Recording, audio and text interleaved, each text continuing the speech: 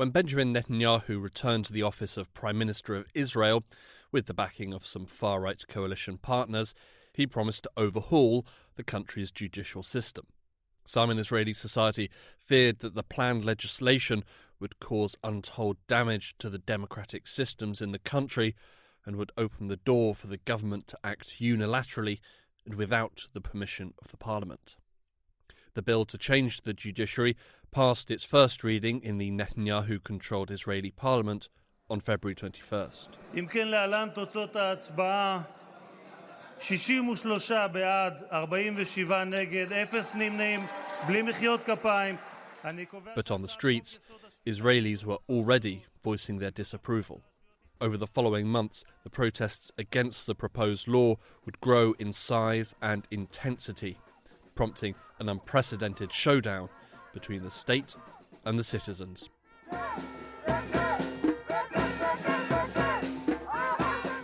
This week on the New Arab Voice, we take stock of the protest movement. Why did the protest start? Why is Netanyahu seeking to change the judiciary? And what is the state of the controversial bill today? To help us get to the bottom of these questions and more, we sat down with Amjad Iraqi, senior editor at 972 magazine in Israel and policy member of Al-Shabaka. I'm Hugo Goodridge, and this is the New Arab Voice.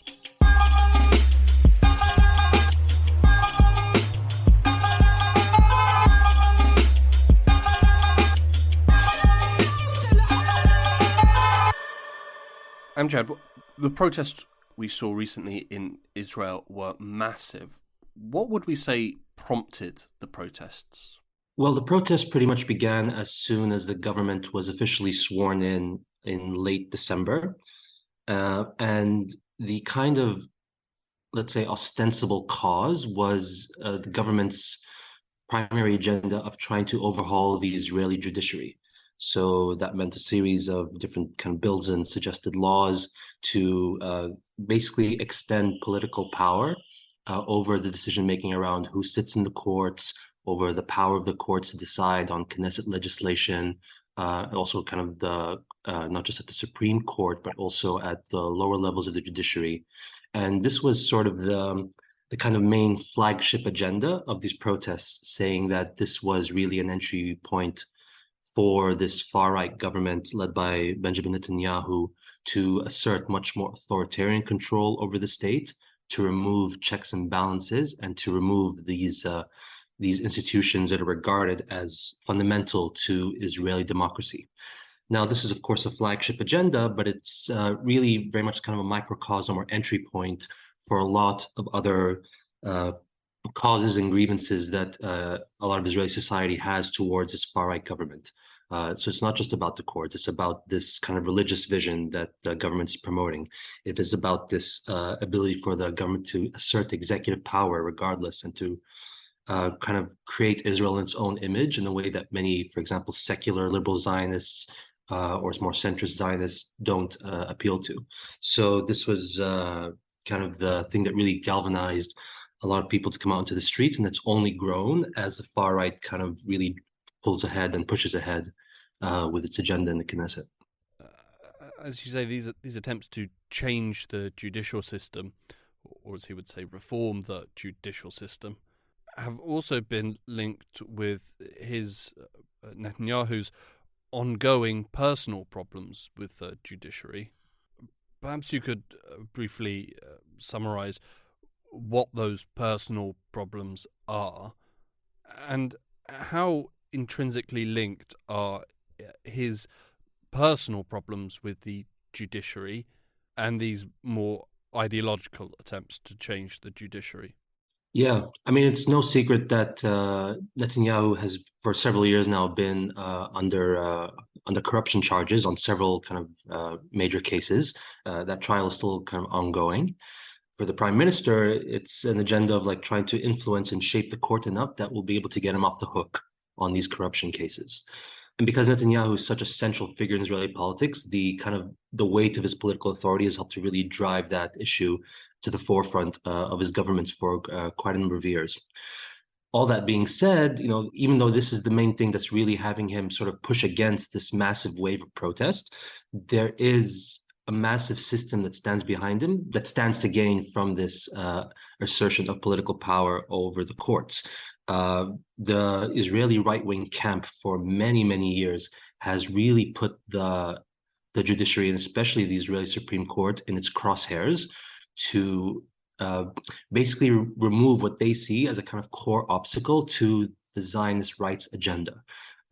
This is influenced by many factors, but a very crucial one is the idea that the state needs to be able to pursue its agenda against Palestinians, especially in occupied territories, on things like annexation of the West Bank, on things like certain military practices that can't be challenged, on the discriminatory and racist laws that try to enshrine Jewish supremacy.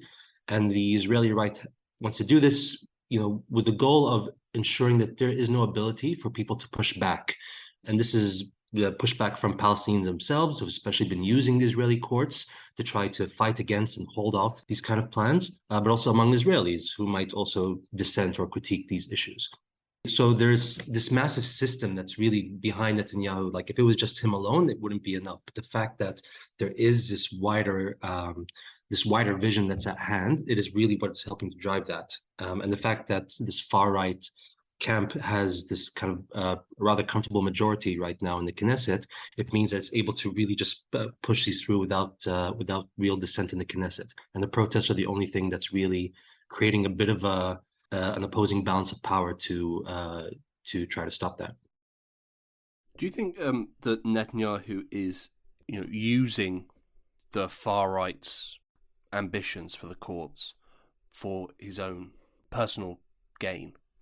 He's seen that the courts are what's holding, is causing him a lot of personal problems, and he can use his new far-right allies in the coalition for his own benefit. And it works for both of them, because the far-right get what they want and he'll get what he wants. Is this a cynical ploy by him, or does he also share these same ideological beliefs about the courts? There's definitely a synergy of these kind of, the prime minister's personal interests and the kind of wider ideological agenda. And, Netanyahu is always a bit of an enigma in many respects. And there's no secret about his kind of right-wing ideology. To the extent to which he believes it is always a bit of a question mark. But Bibi is a very tactical politician. He's a really smart prime minister, and he knows how to play the political game to his benefit. And really what drives him very much is self-interest. So even if he believes in some of the ideological agenda, for him, his personal survival and political survival is what comes first.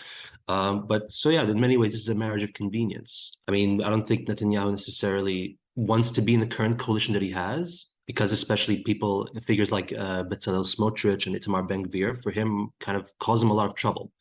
And for many years, Netanyahu's previous governments, would pursue very similar agendas, including creeping annexation, including discriminatory laws, fulfilling this kind of right-wing vision for Israel. But he would do it very tactically. He did it very piecemeal. He had a way of going about it. And the way that the far-right parties, like the Religious Zionism Party or Otzma Yehudit, they're much more brazen. They're very out there. They want to go fast-paced. So this is a big tactical difference that exists within the coalition. And it is causing Bibi a lot of kind of trouble and concern, but Netanyahu also doesn't really have a choice. He knows that as much ruckus as this coalition is causing, it's still right now his only way to maintain his own survival.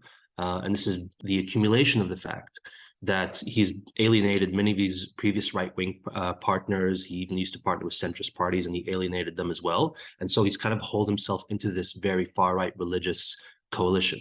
So as long as that synergy still exists, he's going to try holding on to this government as long as possible.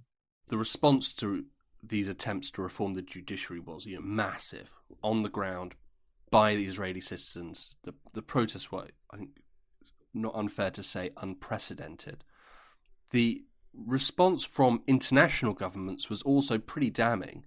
Even the US really opened their eyes a bit and said, hey, what's going on? Do you think Netanyahu's government was surprised by the backlash to their judicial plans, both at home and abroad? Definitely. I think everyone was surprised by the scale of this. I mean, but by all accounts and objectively speaking, this is really one of the most impressive campaigns of civil disobedience seen in the country. We're not just talking about like the hundreds of thousands who've taken to the streets, but the fact that companies and corporations, senior figures, artists, writers, former political figures, the fact that even army reservists, like soldiers in the reserve, are also like saying they'll refuse to sign up for their military enlistment. Like this is a huge campaign in many respects. And like you said, the fact that something about this far-right government has really opened the way for even foreign politicians, even the United States, to actually speak out against the Israeli government in a way that would have been completely unheard of just a few years ago. And these are even from like, kind of staunch pro-Israel allies in Congress. Like many strong supporters of Israel, I'm very concerned. And I'm concerned that they get this straight. They cannot continue down this road. And I've sort of made that clear.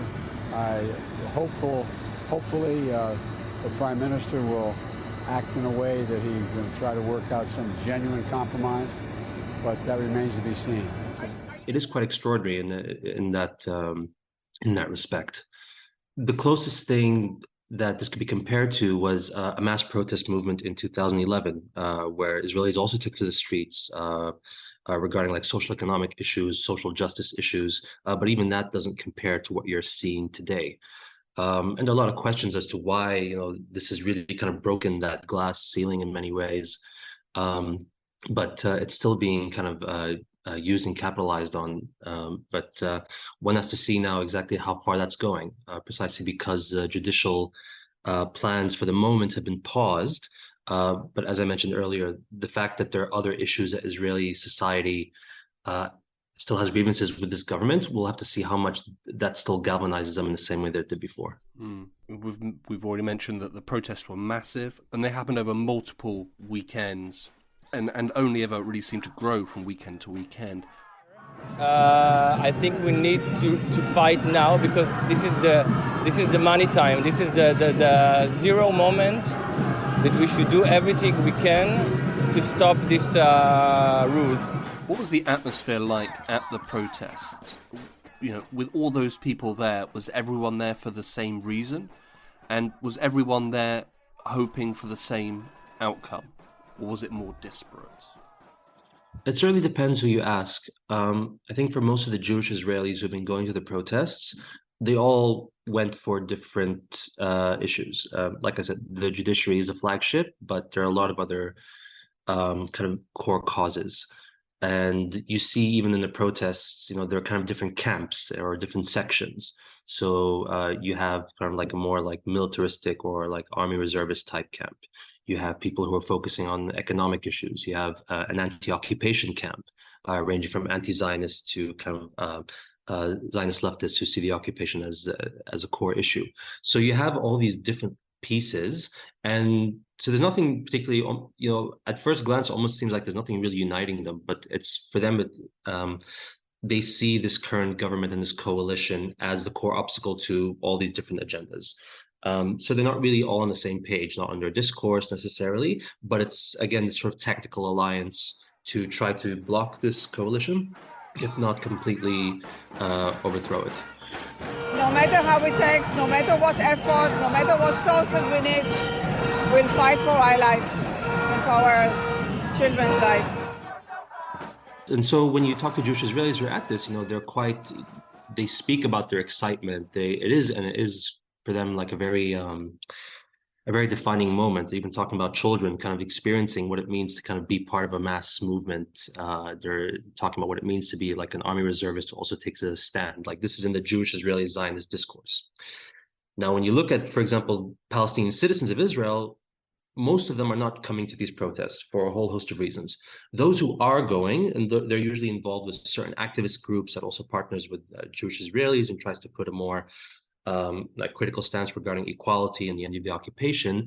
If you ask a lot of Palestinian citizens who go to these demonstrations, let's say it's not the same feeling as Jewish Israelis, or many even become alienated and quite disillusioned by it. When you're a Palestinian citizen going to these marches, you're basically walking under a sea of Israeli flags. Like that is the principal symbol of this, quote unquote, fight for democracy. But for Palestinian citizens, the Israeli state was never democracy, and in its current format cannot be democracy, certainly for them. When they see Jewish Israelis talk about equality for Palestinian citizens, it's like, what do you really mean by equality? And by many accounts, most Jewish Israelis there don't want to talk about the occupation. So even though there's quite a vibrant and growing anti-occupation camp, the mainstream of these protesters don't want to hear about Palestinians. They don't want to hear from Palestinians. So there's this dissonance that really exists between these two societies and the way they're experiencing these demonstrations. And while Jewish Israelis are really, enthralled at this moment, for Palestinian citizens, it's kind of reaffirming, most Palestinian citizens at least, it's really reaffirming the bubble that exists for Jewish Israeli society about how they understand their country and their democracy and their place in this land, excuse me. We're here fighting for our democratic values, the values that this country was built on, the values that our grandparents and our parents fought for, and we're continuing that fight so that this country will continue to be the home that it is for our kids and their kids as well. What was the atmosphere like on the streets? Was it friendly? It's certainly vibrant, and you get the sense of a lot of protests almost being there, at least especially in the early stages, almost as like a party. And this mass celebration of Israeli society in many respects. As time went by, you started having Israeli police getting more aggressive towards the protesters, especially because the protesters themselves were also trying to do things like block highways, and so we're trying to be more kind of assertive in their tactics. And so when those confrontations started to happen with the police, it started getting a little bit more rowdy. But that itself was also radicalizing for a lot of Jewish Israelis. So, and it depended on different weeks and how the police were acting at certain times. Again, for Israeli society, it's one thing. For Palestinian citizens, it's a very, very different story. I mean, you say you got reservist camps, you got Zionist camps, you got anti-occupation camps. Would we say that Israel was represented as a whole, as a wide and representative selection of society at the protests? Or was it actually, despite actually the number of people there, it was actually still a relatively narrow group? It's certainly broad in many respects, but not broad enough to encompass all of Israeli society. So Palestinian citizens are the first and foremost. The fact that the vast majority of the community, even if they, for example, they recognize the danger of the far-right government and they know that they're the first ones who will be hurt and impacted by it, they just can't bring themselves to come to these. So that's already like 20% of the population of the citizenry who are just not present and don't feel that these protests belong to them. But also within Jewish Israeli society itself, at least broadly speaking, or the majority speaking, most of the protesters who are going down are largely sort of Ashkenazi, white Israelis, many of them middle class or like of a higher class. They define themselves as kind of on the more liberal side of Zionism, and liberal not necessarily in leftist, but liberal in terms of like liberal and secular, as opposed to kind of religious and more conservative within the kind of Israeli Zionist spectrum. So that's actually that's the majority identity of these people. Many communities that you're not seeing, like Mizrahim, for example. It's not that there aren't sort of Mizrahi groups or Mizrahis going to these, but most Mizrahi Israelis, Jews of Middle Eastern descent, vote for the right-wing parties, or they also don't associate themselves with largely Ashkenazi-led Israeli society, who they're seeing as that they're fighting for their own privilege in the society. The far-right government, keep in mind, is really trying to champion or trying to portray itself as a champion of these more marginalized or underprivileged Jewish Israelis, Mizrahim being a huge part of them. And this is why people like Ben Gvir also has really ridden on this wave of support. Also, the big omission in all this, of course, are the Palestinians in occupied territories. I mean, up till now, we've been talking about the citizenry, but we have to keep in mind that there are about 5 million Palestinians in the West Bank and the Gaza Strip who live under the same regime, under the same state, under the same authority as these Jewish Israelis, and they cannot come to these protests. They're not allowed to come. They're not wanted to be heard from. And these demonstrations are not for them and not about them. And in many ways, these protests are trying to sort of revert to a condition whereby Israeli society returned to a place where they didn't have to think about Palestinians anymore. This bubble that they've constructed is being kind of burst by this far-right government, which is really putting Palestinians very much at the center of their identity as an enemy in a way that even previous governments did not do to this extent. So we're talking about who's able to access these demonstrations in Tel Aviv or in Jerusalem, but it cannot be emphasized enough the fact that Palestinians under military rule and under the boot of this Jewish Israeli society are not there and cannot be there. It's crucial there to understand the complete blind spot that Jewish Israeli society has about what they think of as democracy, as about what they think of as equality, and what they're seeing as the end goal of removing this far-right government. Netanyahu won the election. He formed a government, and his judicial changes were a flagship agenda for him and his party. How did his supporters view these protests? And is there any sense that any of his supporters might have gone off his planned policy ideas and changed their minds about it? I think there's definitely debates within the Likud Party and among Likud supporters about this. We've seen even in the protests some pretty prominent former Likud members, at least, who've spoken out quite passionately against Netanyahu and against what the Likud Party has become in its, in their narrative. It's hard to gauge exactly what they're all thinking and feeling. In many ways, Netanyahu has really wrapped the party around him in the sense that it's hard to think of Likud now without him. And there are obviously questions about who will take the lead afterwards, etc. But for the moment, it seems that most people are kind of sticking with it. Or even those Likud party followers or supporters might come out, let's say, against this particular kind of plan, or maybe they still identify ideologically with the party, but are saying that we don't need to attack the judiciary. Like there are some Likudniks who still perceive the courts as crucial to maintain Israeli democracy. This is kind of your more liberal Likudniks, quote unquote. And for them, it's like, we oppose this particular move, but we are still with you and still want you to be in power. So there's quite a complex nuance that exists among these followers.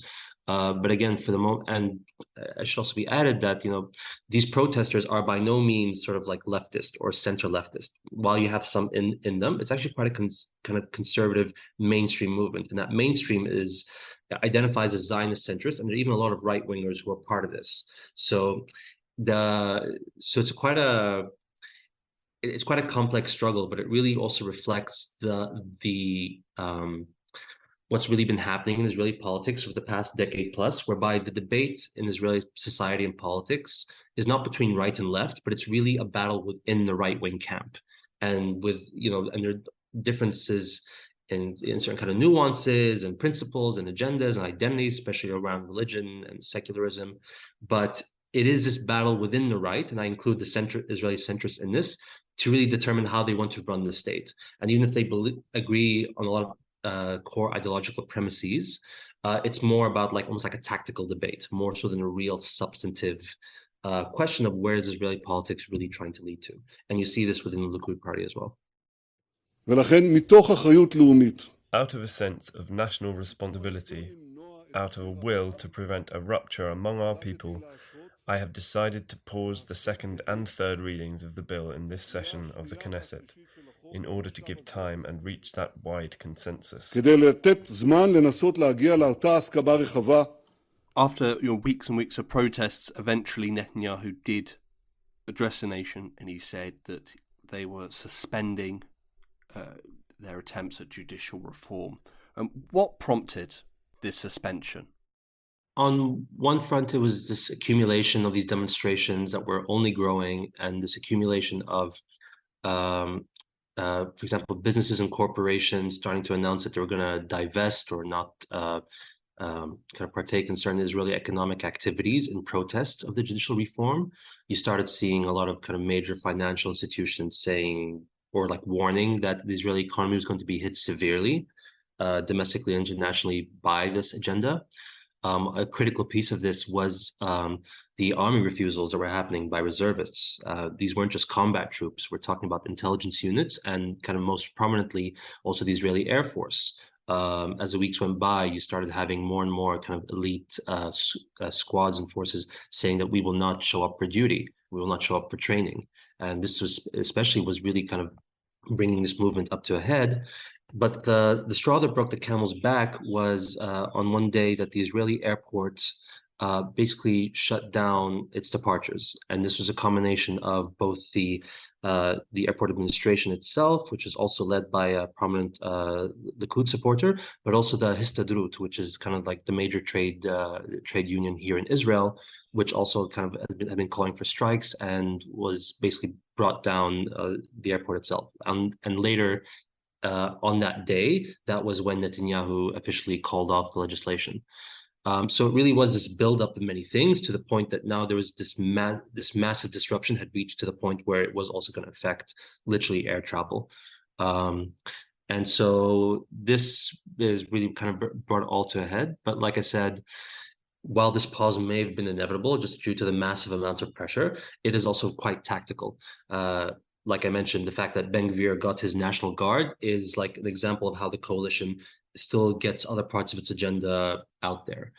The fact that Netanyahu has done this before, he often sometimes in the past with different kinds of laws or policies, etc., even things like the question of annexation. A few years ago, there were kind of almost driving forward legislation that would officially or like formally annex large parts of the West Bank. He also paused that, but that never meant that the goal was off the agenda. And on the contrary, it was always being pursued in different respects. So we've seen this before, and there was an expectation that a lot of Israelis would just kind of settle with this. But so far, that's not been the case. They're actually quite adamant. Even immediately after the pause was made, they still came out to the streets in large numbers. And the leaders of the protest movement are saying, you know, we're not buying this. And we know that there's other things. We want to make sure that the legislation against the judiciary is completely off the table. It became a bit more dormant just because of Passover and the Jewish holidays, but the protest is still ongoing. And we'll see again once the Knesset comes back if it livens up again. But yeah, it really took this massive social economic disruption of the state to kind of force Netanyahu to be like, okay, I need to get a hold of the coalition. I need to play more tactically, and let's see what we can do through alternate routes. It's no different than all his statements. It's first of all, it's pure lies, as usual. He's just taking a break in order to come back stronger and to let the people, to send the people home. And he's, as usual, identified the weaker chain guns, and he's trying to start talking with him. It's not going to do anything. Just briefly, Ben-Gvir at the end of this got this quote-unquote National Guard or personal militia, however you want to phrase it. Who are they? What are they going to be responsible for? And who might they be responsible to? Will it be Ben-Gvir alone? So the details are still being worked out, but basically the way it's been envisioned is that this National Guard will be under the direct ownership of Ben-Gvir himself as National Security Minister. Now, keep in mind, the National Security Ministry is an entirely new portfolio that combines many different kind of aspects of security on both sides of the Green Line under Ben-Gvir itself. Like, he literally catered this ministry around himself and around his vision and seeing his role as to kind of instill or enforce security, whether it's in the occupied territories or inside the Green Line, and especially so inside the Green Line in Palestinian towns and neighborhoods, in what are called mixed cities, places like Lid, like Ramle, like Haifa, Akka, etc. And so for the moment, that seems to be what that militia will be. And this is kind of separate from the Israeli police, which also falls under his portfolio, but has its own kind of chain of command. They also have their own kind of separate interests, and they're not on board with this idea of a National Guard. So there's institutional fights that are also happening within the security establishment. And another thing I would add to this is that, you know, this idea of a National Guard, on one hand, it's not particularly new. So we've actually seen previously these kind of collaborations between sort of like Jewish Israeli civilians and vigilantes that often ally either with Israeli police inside the Green Line or with Israeli soldiers in the occupied territories. So you end up seeing kind of settler-soldier collusion attacking Palestinian villages. In May 2021, during the mass uprising and huge repression at the time, you saw also police and these Jewish vigilantes kind of also attacking Arab neighborhoods, even here in Haifa. And so it's kind of formalizing something that's been building for quite a while, and an inherent alignment that the security establishment has in kind of working together with Jewish civilians who kind of want to take action, per se. But another important thing about this National Guard is that it's really about trying to assert more executive control for the government. So in the same way that the attack on the judiciary is trying to remove any checks or balances on what the government sees fit to do with legislation, the idea of the National Guard is also basically to give the minister himself a direct way to say, I want you to impose your presence here. I want you to attack this place here. I need you to arrest this person here, without having to go through the mills of the police command, of the police commander himself, and to basically remove any kind of dissent or resistance from that. So, and this is really at the heart of a lot of far-right thinking, not just in Israel, but around the world. And it's about how do you remove any attempted pushback at authoritarian executive power. And this is really what the Guard is about. And we'll see in the coming weeks and months if it actually does come to fruition. Again, there's a lot of debate and resistance even within the security establishment about this. But the very fact that it's even been said, the very fact that it's even been mentioned, and the fact, again, that we've sort of seen the seeds of this already over the past couple of years, means that itself has now set the precedent, that this idea might well outlive Ben Gvir. And you may see even a kind of more diverse Israeli government deciding, you know what, we actually do need a National Guard because of what we experienced in May 2021. So this is quite an alarming development in many respects. You say the Knesset's not sitting at the moment. So what is the state of these judicial reforms now? They've been suspended, but will they return? And in what form might they return? Will they be the same judicial reforms, or might they be sort of judicial reforms diet? So there are several bills, and quite a few of them have actually kind of are at a rather advanced stage. So you usually have to go through 3 readings in the Knesset in 2 committees and then the larger plenum in order for a bill to be officially enacted into law. Now there's several bills kind of floating around, but many of those have already passed their second reading. So it's just down to a matter of final vote. And this is why also the protests kind of escalated in particular a few weeks ago, because they basically had scheduled it to be voted upon. So really, if the coalition members decide on any random morning or any random hour, they can just go ahead and say, we're voting on the bill, and whoever's in the Knesset can just easily pass it through. You don't even need everyone in the Knesset to necessarily be there. So it's really on the brink.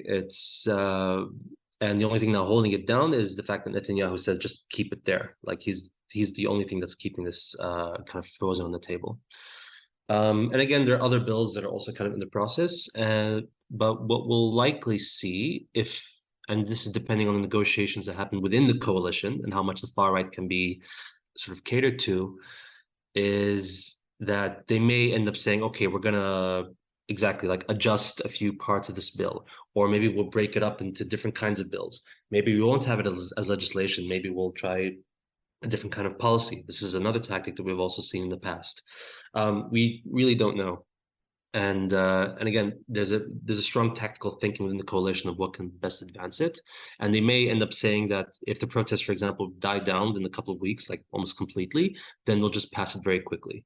Again, I think the far right parties right now, they have this idea that as long as they just get it through, that in itself is a success. But as long as they can do it without, again, like this kind of massive economic disruption, that would be the easiest way.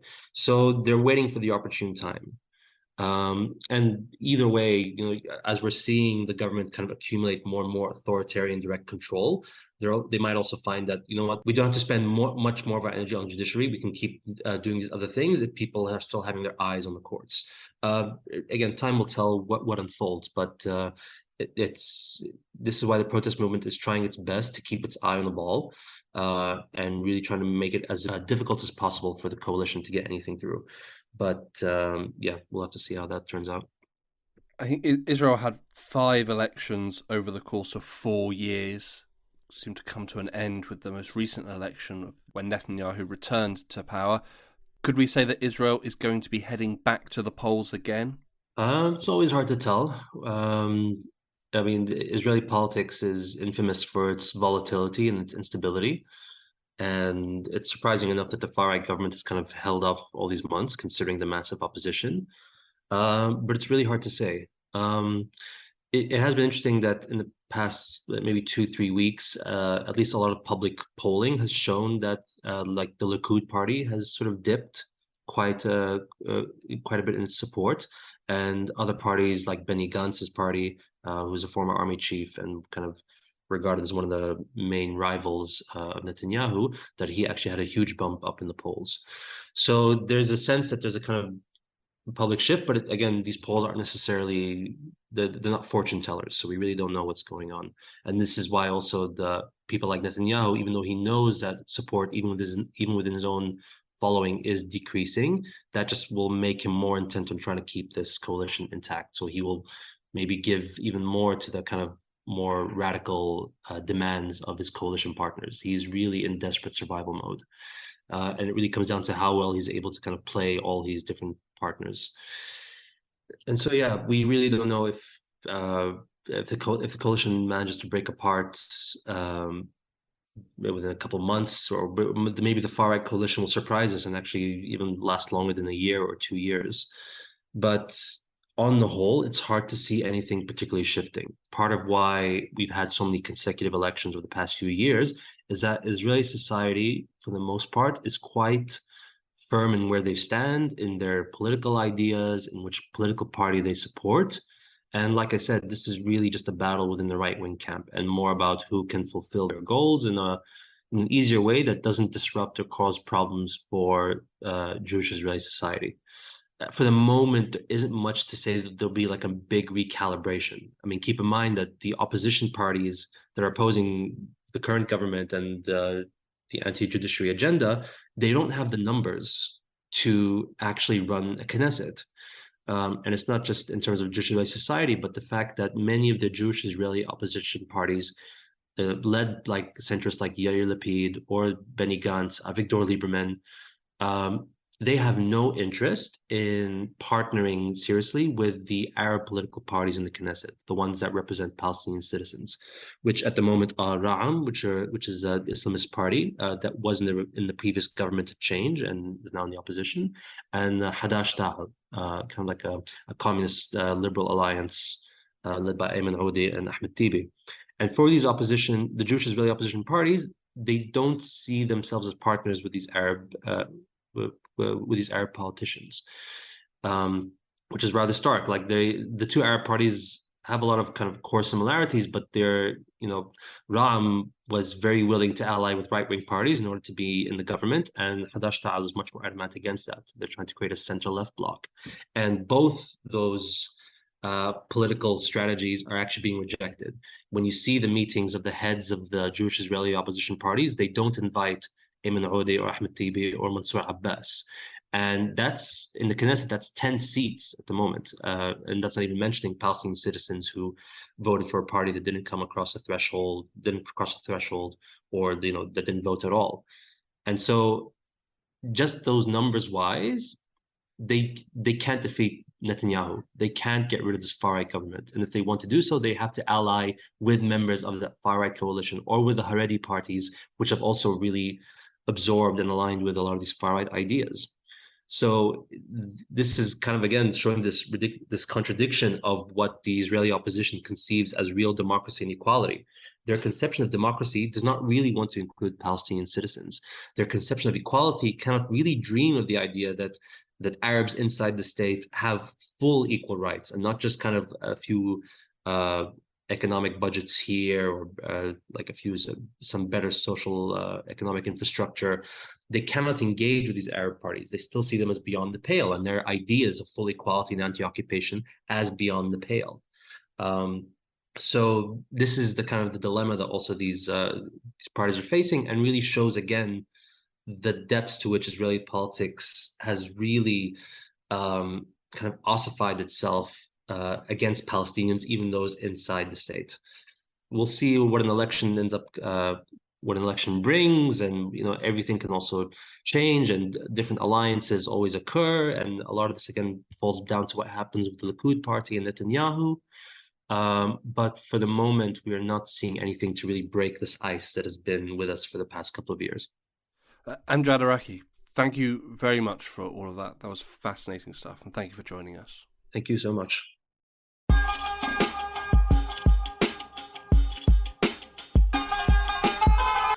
This episode of The New Arab Voice was written and produced by me, Hugo Goodridge. Our theme music was by Omar El Phil. The New Arab Voice will be back next week. Until then, you can find all our previous episodes on all major podcast platforms.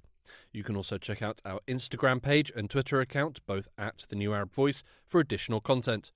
We also have a weekly newsletter which you can sign up for. Find the link in the show notes.